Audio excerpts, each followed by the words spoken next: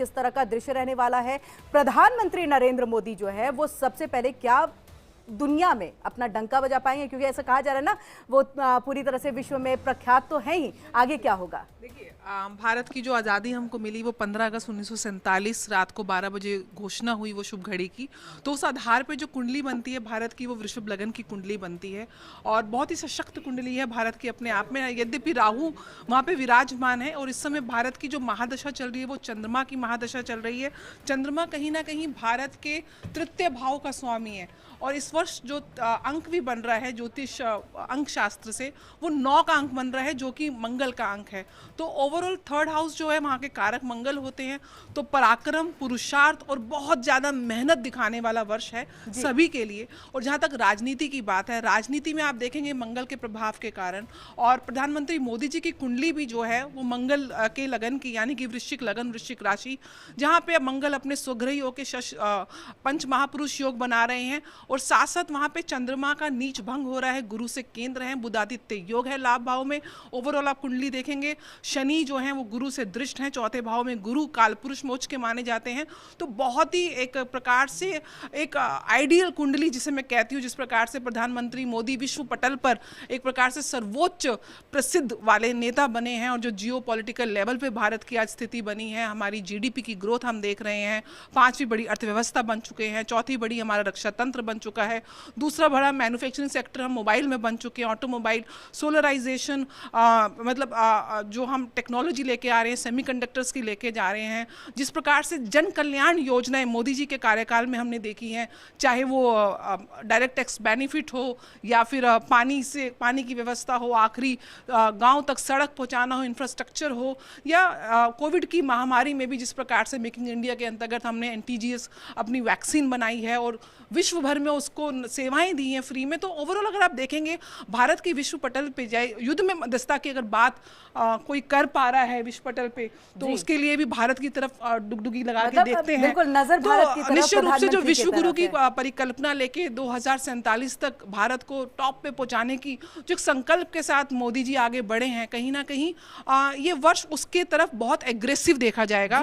इस वर्ष कहीं ना कहीं आप ये भी देखेंगे कि विपक्ष की भी ताकत बढ़ेगी, विपक्ष की ताकत बढ़ेगी, संसद में बहुत हलचल थोड़ा सा मैं जानना चाहूंगी, राहुल गांधी और प्रियंका गांधी की एंट्री हुई है पॉलिटिक्स में, क्या कहेंगे आप? राहुल गांधी जी की व्यक्तिगत कुंडली हमको एग्जैक्ट नहीं मिलती है, लेकिन प्रियंका जी की कुंडली मिली है और ये मैं बताऊं कि प्रियंका जी की एंट्री के बाद कांग्रेस का ग्राफ ऊपर जाएगा जी। ये मेरे को निश्चित रूप से मैं बोल सकती हूँ कि प्रियंका जी के बाद कांग्रेस जो कहीं ना कहीं पीछे चल रही थी as a leader of opposition, Rahul Gandhi की भी पोजीशन बढ़ेगी और with the entry of Priyanka Gandhi और कांग्रेस को मैं एक गुरु मंत्र देके जा रही हूँ, प्रियंका जी को अगर आप फर्स्ट फेज बना देंगे तो कांग्रेस की राइज और अच्छी बदल जाएगा, बिल्कुल अच्छा होगा। यहाँ पर पैरेलल हमें ऑपोजिशन, मोदी जी को तो अभी आप नहीं हटा सकते, लेकिन अपनी प्रेजेंट पोजीशन से कांग्रेस थोड़ा अपने आप को मजबूत कर सकते हैं। योगी जी के बारे में जरा 2 लाइन में बताइए, क्योंकि मुझे जो है ना उत्तर प्रदेश में जो महाकुंभ होने जा रहा है उस पर भी आना है, तो थोड़ा योगी जी के बारे में बताइए। बहुत ही सशक्त सिंह लगन की कुंडली है और दशम भाव में सूर्य दिग्बली होके बैठे हुए हैं।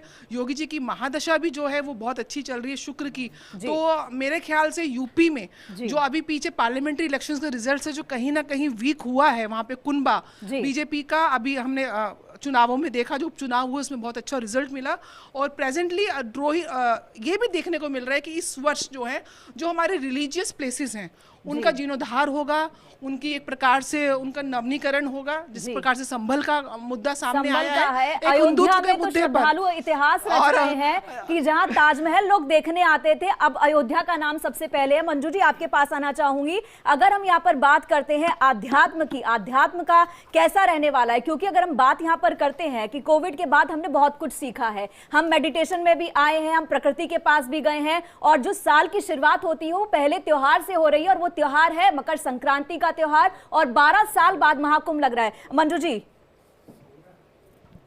हरे कृष्णा सभी को और इंडिया डेली के सभी दर्शकों को नव वर्ष की हार्दिक शुभकामनाएं। जैसा कि आपने कहा आध्यात्म, भारत देश तो आध्यात्म गुरु था ही, क्योंकि उसका नाम पहले इंडिया था जिसका टोटल 3 पे आता है। थोड़ा सा ये भी मैं विस्तार से बता देती हूँ। और अभी अंक शास्त्र के अकॉर्डिंग उसका टोटल 6 पे आ रहा है। तो आप देखेंगे 6 नंबर क्या देता है, लग्जरी। तो 10-15 साल में हमारी जो जीडीपी ग्रोथ है वो बहुत ज़्यादा आगे बढ़ने वाली है। तो इसके लिए सभी को बहुत बहुत शुभकामनाएं, सभी भारतवासियों को। और अब मैं बताऊंगी आपको अध्यात्म के बारे में। जैसे कि आपने कहा कुंभ लगने वाला है, ये निश्चित रूप से कुंभ लगने वाला है। जब सूर्य उत्तरायण में आते हैं तब कुंभ लगता है, क्योंकि तुलसीदास जी ने भी यहाँ पर थोड़ा सा लिखा है कि माघ मरगत रवि जब होई, तीरथ पतई आवे सब कोई, देव दनुज के नर नर श्रेणी, सादर मज्जई सकल त्रिवेणी। तो सभी लोग आके त्रिवेणी में स्नान करते हैं। माघ मास की बड़ी महिमा है, क्योंकि जब सूर्य मकर संक्रांति में आते हैं तो वो उत्तरायण में आते हैं, और जब उत्तरायण में होते हैं तो दान पुण्य का महत्व बहुत ज़्यादा बढ़ जाता है जी। तो आप कुंभ जा सकें तो वहाँ पर दान पुण्य करें, और ना जा सकें तो अपने घर भी आप दान पुण्य कर सकते हैं, क्योंकि मकर संक्रांति पर तो सभी लोग दान पुण्य करते ही हैं। और हम तो भारतवासी हैं, कबीर जी को भी मानते हैं, और कबीर जी स्वयं ही कह रहे हैं, दान दिए धन ना घटे कह गए दास कबीर। तो यथा योग्य सब दान अवश्य करें। जी डीपी शास्त्री जी, आपके पास हम आएंगे। और देखिए, स्थिति को थोड़ा समझने की, 2025 को समझने की हम आप लोगों से कोशिश कर रहे हैं, हर दृष्टिकोण से समझ रहे हैं, ताकि हम चौतरफा जो है चीज़ों को जान सके और आगे किस तरह से वृद्धि होने वाली है। अगर हम छात्रों के दृष्टिकोण से अगर देखें तो किस तरह का ये साल जो है वो रहने वाला है। कोई अगर बड़ा एग्जाम देने जा रहा है, कोई कॉम्पिटिटिव एग्जाम्स देने जा रहे हैं, तो आपको उनके दृष्टिकोण से क्या चीज़ें नज़र आ रही हैं? कौन सी राशि वाले जो है वो बहुत ज़्यादा तरक्की कर सकते हैं या नहीं कर सकते, या कितनी मेहनत करने की आवश्यकता है इस 2025 में? देखिए, विश्वसंवादों दुंडिम दंडपाणिम च भैरवम वंदे काशीम गुहं गंगा भवानी मणिकाणिकाम। 2025 की बहुत सारी शुभकामना। ये वर्ष मंगल का वर्ष है, केतु का वर्ष है, उत्तराषाढ़ा नक्षत्र में वर्ष का प्रारंभ हो रहा है। तो जो पढ़ने लिखने वाले बच्चे हैं, बुध और सूर्य के नक्षत्र होने के कारण नए संवत्सर और न्यू ईयर दोनों को जोड़ के हम चलें तो हमारा आईटी क्षेत्र, एजुकेशन क्षेत्र, रिसर्च क्षेत्र बड़ा मजबूत होगा।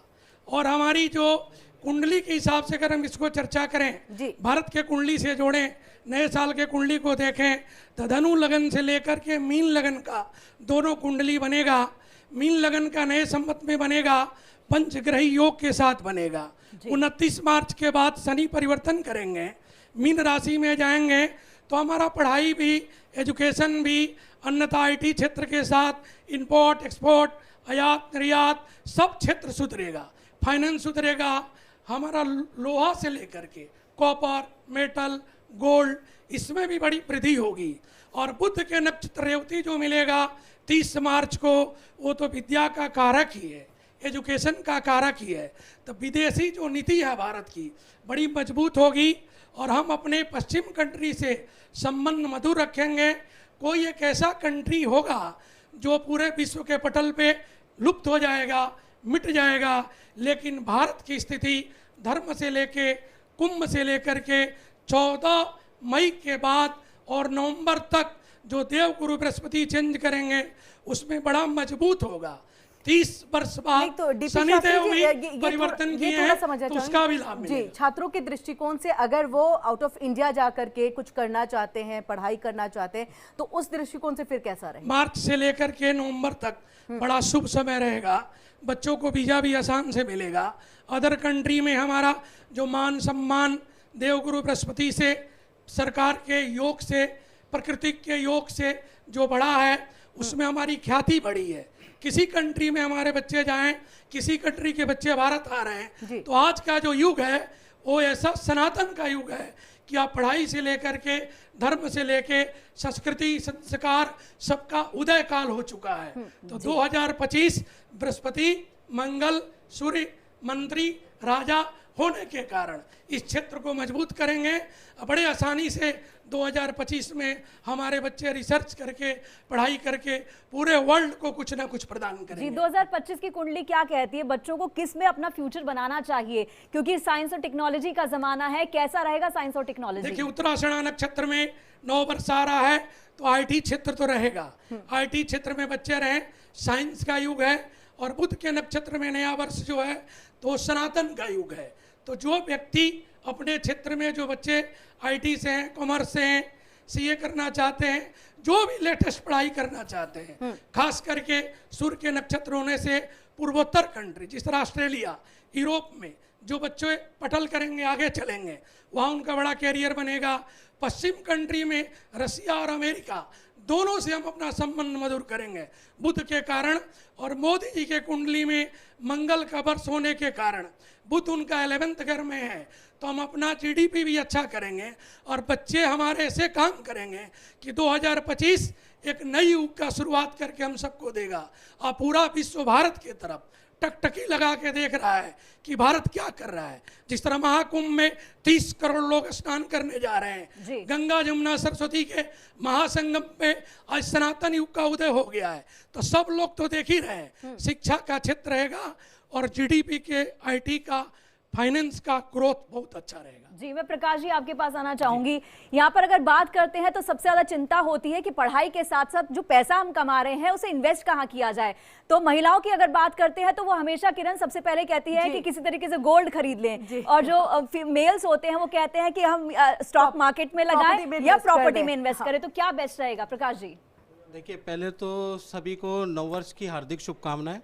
दूसरा, वर्षेश कुंडली में इस बार तीन बड़े राजयोग बन रहे हैं, यानी कि बुधादित्य योग है, शश योग है और कहीं ना कहीं आपका मालव्य योग है। 3 बड़े राजयोग हैं। एक तो वर्षेश कुंडली में 7 साल बाद ऐसा आया है। दूसरी चीज़ अगर मैं बताऊं कि इस साल का जो राजा है वो भी सूर्य देव है, मंत्री भी सूर्य देव है, और इसका टोटल करेंगे तो मंगल का, और मंगल भूमि कारक है, यानी भूमि में इन्वेस्ट करना अति लाभकर रहेगा।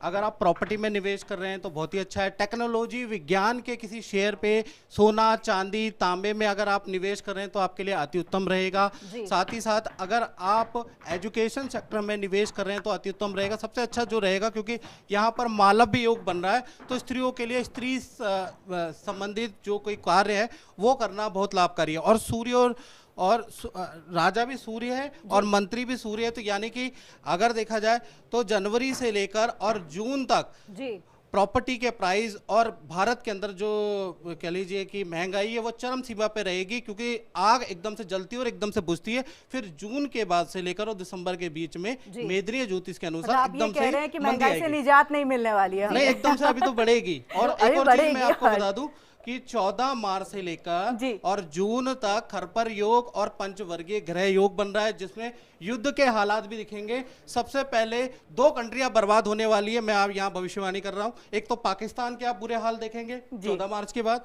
दूसरा बांग्लादेश के आप बुरे हाल देखने वाले हैं। पाकिस्तान तो ऑलरेडी बर्बाद सा ही और बर्बाद होता हुआ देखेंगे। सोने का भाव जानना चाहूंगी, क्या ऊंचाई सोना छुएगा कि नहीं? बिल्कुल रिकॉर्ड तोड़, क्योंकि मंगल का साल है, अग्नि का साल है, सोना जो है उससे जलता है, यानी कि अवरोध नहीं पैदा करता, यानी सोना जलता है, तो सोने का रिकॉर्ड तोड़ आपको दिखेगा। मतलब जिन्होंने खरीद रखा है, प्रॉपर्टी में भी रखा है, वो उस टाइम बेचने का टाइम है। हाँ, बेचने का टाइम है। और प्रॉपर्टी के अंदर भी जिन लोगों ने इन्वेस्टमेंट कर दिया है 2-2.5 साल से, उनके लिए तो वर्गोत्तम है, वर्गोत्तम, यानी कि प्रॉपर्टी के प्राइस भी एकदम से हाई जाने वाले हैं जी, यानी कि वो बेच दें। और खरीदना क्या है ये बताइए, खरीदें क्या क्या? नया व्यापार आप कर सकते हैं, बुधादित्य योग है, कार्य में परिवर्तन के योग है, नए काम आप कर सकते हैं। खासकर मैं आपको बता दूं, क्योंकि सूर्य, राजा सूर्य है और मंत्री भी सूर्य है, तो जो सूर्य से जो मित्रता वाली राशि है, मेष राशि हो गई, वृश्चिक राशि हो गई, सिंह राशि हो गई, कर्क राशि हो गई, ये जो है सूर्य से मित्रता वाली राशियां हैं, या आपकी धनु राशि हो गई, मीन राशि हो गई, इनको नया कुछ काम, नया इन्वेस्टमेंट जरूर करना चाहिए, क्योंकि साल 2025 में हाथ धर के नहीं बैठे। अगर कोई पार्टनरशिप का ऑफर मिले, किसी काम का ऑफर मिले, तो आप जरूर करें, उससे आपको राजा बनने से कोई नहीं रोक सकता। क्योंकि ये जो मंगल है, मंगल भी सेनापति हैं, लेकिन आप सोचें कि हाथ में हाथ धर के और राजयोग एक्टिवेट हो जाएगा तो जन्म पत्रिका हर कोई बाचे, कर्म ना बाचे कोई। आपको कर्म करने पड़ेंगे, आपको जो ऑफर है उसके लिए मेहनत करनी पड़ेगी, और साल 2025 में आपको कामयाबी जरूर मिलेगी। और जैसा कि नीति जी ने भी एक बात कही, मैं उससे सहमत हूं कि ये जो साल है, जो नरेंद्र मोदी जी के लिए, अमित शाह जी के लिए बहुत ही लाभकारी साल रहने वाला। मैं नीति जी से बहुत सहमत हूँ। दूसरी बात भी नीति जी ने बहुत ही अच्छी बोली कि राहुल गांधी जी को हटा के, क्योंकि उनकी कुंडली के अंदर सेंटर के अंदर सूर्य या बृहस्पति होते हैं, तो मंत्री या प्रधानमंत्री या बड़ा पद मिलता है, वो प्रियंका गांधी की कुंडली में है और उनकी बुध की महादशा चल रही है। तो प्रियंका गांधी जी को लेकर अगर वो चलेंगे तो पार्टी का अच्छा ग्रोथ उद्धार हो देखेंगे जाएगा और थोड़ा। वो देख भी रहे जी, हैं। जी। 2024 में आप देख भी रहे पर हैं। मुझे लग रहा है कि कांग्रेस ने आते आते देरी कर दी, प्रियंका को लाते लाते प्रियंका जी देरी को कर दी। पहले अगर से वो शायद लाना पहले चाहिए। ले खैर, आते तो बेहतरीन हो आपके जाता। माध्यम से हम लोगों की, हम ज्योतिषियों की बात पहुंच जाए और प्रियंका जी आगे आ जाए तो कांग्रेस का भी उद्धार हो जाएगा, नहीं तो फिर नीचे ही जाएगी कांग्रेस। जी इसी के साथ आपके पास हम आएंगे अलंकृता जी, और आपसे इस चीज़ को समझने की कोशिश करेंगे, क्योंकि देखिए जैसे उन्होंने बात की यहाँ पर कि जैसे हम देख भी रहे हैं कि बांग्लादेश जो है उसकी स्थिति जो है वो खराब हो जाएगी, या फिर स्थिति अगर खराब होगी तो पाकिस्तान की खराब हो जाएगी। चलिए पाकिस्तान से पहले हम बांग्लादेश पे आते हैं और शेख हसीना के बारे में समझना चाहेंगे, क्योंकि जैसे ही तख्ता पलटा शेख हसीना को भारत आना पड़ा, अन्य देशों में भी शरण लेने की जो मांग है वो करनी पड़ी। ऐसी स्थिति में शेख हसीना को हम कैसे देखें, उसके आने वाले दिनों को कैसे देखें? ओम सर्वमंगल मांगल्ये शिवे सर्वार्थ साधिके शरण्य त्र्यंबके गौरी नारायणी नमस्तुते। सबसे पहले समस्त देशवासियों को नववर्ष की अनंत शुभकामनाएं। देखिए नववर्ष का अर्थ ही होता है एक नई ऊर्जा का संचार और एक सकारात्मक ऊर्जा और विचारों के साथ नए साल की शुरुआत करना। तो अगर हम यहाँ पे बात कर लें, मंगल का साल है, 9 अंक है, 9 अंक अपने आप में संपूर्णता, वास्टनेस और मैजिकल अंक होता है। तो बहुत ही ज़्यादा ट्रांसफॉर्मेशन और बहुत ही ज़्यादा रेवोल्यूशनरी रहने वाला है पहले तो भारत देश के लिए ये साल। अब बात करते हैं दूसरे देशों की, तो आपने देखा है कि हर जगह जहाँ एक सैचुरेशन आ जाता है उसके बाद चीज़ें जो हैं वो ख़त्म होती ही हैं। और वही शेख हसीना जी के साथ भी हुआ कि जब सैचुरेशन आया तो तख्ता पलटा। अब उनकी हालत में तो कोई सुधार हो नहीं सकता, लेकिन जो वहाँ पे हो रहा है, मतलब आप कह रही हैं कि आने वाले दिनों में अपने सत्ता पे फिर से नहीं आएंगे? नहीं, अब वापस आने के बाद भी नहीं आएंगे? अब वापस आने की उनकी उम्मीद कम है। और लेकिन फिर भी जैसे कि मेरे साथियों ने बताया कि यहाँ पाकिस्तान का भी हाल बुरा होने वाला है, क्योंकि क्या होता है कि देखिए जब ट्रांसफॉर्मेटिव 9 अंक संपूर्णता का अंक होता है तो क्वांटम फिजिक्स की भी यहाँ पे बात करें तो हर चीज़ जो है वो मैटर जब एक सैचुरेशन पे पहुंच जाता है तो अंत होता ही। और कोई भी अगर कहीं भी नकारात्मक ऊर्जा ज़रूरत से ज़्यादा हो जाए, जैसे पाकिस्तान की कुछ पॉलिसीज़ बहुत ही गलत हैं, अब इंटरनली जो बांग्लादेश में भी हो रहा है और जो हिंदुओं के साथ वहाँ पे हो रहा है वो अपने आप में बहुत ही शर्मनाक है। और यहाँ पे बात करें हमारे देश की, तो देखिए शुरुआत ही इतने मंगल कार्य से हो रही है। महाकुंभ इस बार है और महाकुंभ जो है वो लोगों के मनोस्थल में भी बहुत बड़ी एक आध्यात्मिक ऊर्जा और लोगों को बहुत आध्यात्मिक करके जाने वाला है। लोग इंटरनल बहुत जैसे आपने बात शुरू की है, वर्ल्ड लीडर्स की बात की है, तो ट्रम्प का ये टेन्योर पिछली बार से कितना बदलेगा और क्या फ्यूचर होने वाला है इजराइल का, नेतन्याहू का, क्या कुछ रहने वाला है, थोड़ा ये भी बताएं। इंटरनेशनल पॉलिटिक्स, ट्रम्प जब उनका बुरा समय आया था, जब उनके ऊपर बहुत सारे केसेस, जब उन्होंने वो ओवरकम कर लिया तो अब उनके लिए जो है चुनौतियां कम हो गई हैं और अब जो समय है वो अपने आप को एज अ लीडर इमर्ज कर चुके हैं और ये समय अब उनके लिए गोल्डन समय जाने वाला है। लेकिन अब हमें ये नहीं पता कि हम सोच रहे हैं कि हमारे लिए रिलेशंस बहुत बेटर होंगे, पर ऐसा हो सकता है, ऐसा अनुमान है कि वो कुछ ऐसी पॉलिसीज लेकर आएँ जो आने वाले समय में भारत के लिए जो है वो उतनी सही नहीं हो। अभी देखिए डिजिटलाइज, इस बात से मैं अग्री इसलिए भी कर सकती हूँ क्योंकि जब ट्रंप जीते थे, जब उनके जीतने की खबर आई थी तो तुरंत जो है लोगों ने जो है दूसरे देशों के लिए जो है सर्च करना शुरू कर दिया था। कनाडा का वीजा कैसे मिलेगा, ऑस्ट्रेलिया का कैसे मिलेगा, इस पर थे। अब थोड़ा पुतिन के बारे में और नेतन्याहू के बारे में और बताइए प्लीज। देखिए पुतिन अपने आप में, पुतिन का भी अब जो समय है उनको कोई हरा नहीं सकता और बहुत ही दिमागी रूप से वो बहुत ही स्ट्रांग हैं और अदरवाइज ऑल्सो वो प्रिडिक्टेबल नहीं है क्योंकि उनके जो सोच है ना वो कई और देशों को मिलाकर उनकी सोच बनकर आती है, उभर के आती है, क्योंकि वो अकेले फैसला नहीं लेने वाले, उनके पीछे बहुत दिमाग चलते हैं और वर्ल्ड ओवर के दिमाग चलते हैं। और यहाँ अब बात की जाए हमारे देश के लिए, तो हमारे देश के लिए इतनी बड़ी ट्रांसफॉर्मेशन आएगी, जैसे कि डिजिटलाइजेशन हुआ, एक समय पे 2016 में डीमोनेटाइजेशन हुआ, अब AI का समय है और ऐसे ऐसे टूल्स आ जाएंगे कि हमें हैरानी होगी कि ये बदलाव कैसे आ गया। और जो बच्चे हैं, स्पेशली बच्चों के लिए मैं यहाँ पे प्रेडिक्शन कर दूं कि अब अब माइक्रोबायोलॉजी, नए नए सब्जेक्ट्स ऐसे आएंगे जहां बच्चे अपना खुद का स्टार्टअप करना शुरू करेंगे, खुद के बिजनेस करना शुरू करेंगे और एक नई लहर आएगी कि लोग नौकरियां छोड़ के। इस पे बच्चों को क्या सब्जेक्ट लेना चाहिए, पहले तो इन्होंने पूछा ही था कि किसमें करियर आप बना सकते हैं, इस पे हम आगे बातचीत करेंगे। लेकिन शैलेश तिवारी जी भी हमारे साथ जो है वो जुड़े हुए हैं। हम चाहेंगे 2025 को लेकर के वो शंखनाद कर दे और इसी से जो है शुरुआत हो 2025 की, क्योंकि शंख जब बजता है तो शुभ कार्य होते हैं और वो देश के लिए भी बहुत शुभ होता है।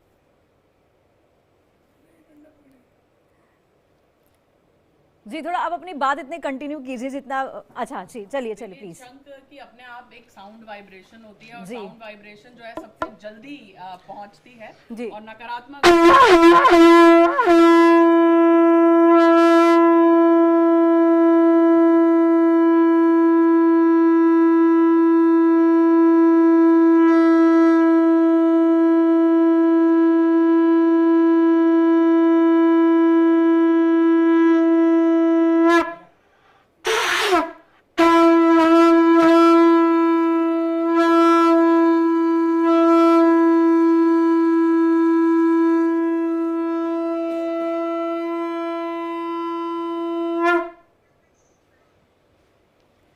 आचार्य जी, आपने शंखनाद के साथ जो 2025 की यहाँ पर शुरुआत की है, हम सभी के लिए बहुत शुभ हो। हमारे दर्शक भी देख रहे हैं और सुन रहे होंगे कि किस तरह से शुभ के साथ जो है हम इसकी शुरुआत भी कर रहे हैं। आगे कई चर्चाएं चली हैं पूजा, लेकिन मुझे लग रहा है सबसे पहले आचार्य शैलेश तिवारी जी के पास जाकर के अगर हम 2025 को लेकर के वो